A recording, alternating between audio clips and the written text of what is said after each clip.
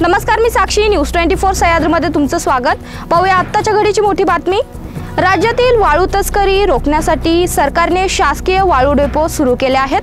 मात्र काही ठिकाणी बेकायदेशीररित्या वाळू उपसा केला जात असल्याची माहिती महसूल विभागाला मिळाली आणि त्यावरच महसूल विभागाने मोठी कारवाई केली आहे. कोपरगाव महसूल विभागाने गोदावरी नदीपात्रात धडक कारवाई करत 2 बोटी उद्ध्वस्त केल्या असून एक बोट पाण्यात बुजवून टाकली आहे. या कारवाईमुळे वाळू तस्करांमध्ये प्रचंड खळबळ उडाली आहे. महसूल विभाग आणखी कडक पावले उचलणार का, याकडे सगळ्यांचं लक्ष लागलंय.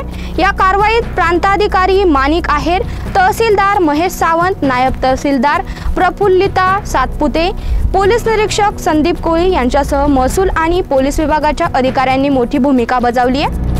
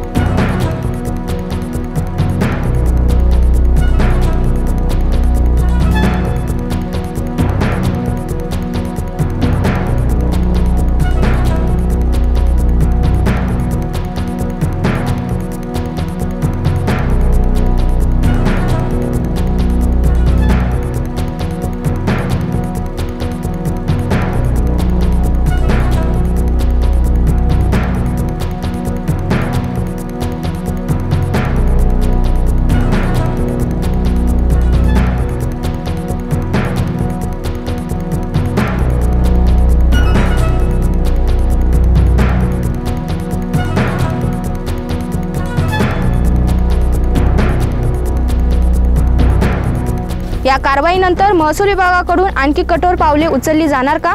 पुढील तपासात काय निष्पन्न होतंय याबाबत अधिक माहितीसाठी तुम्ही पाहत राहा न्यूज 24 सह्याद्री.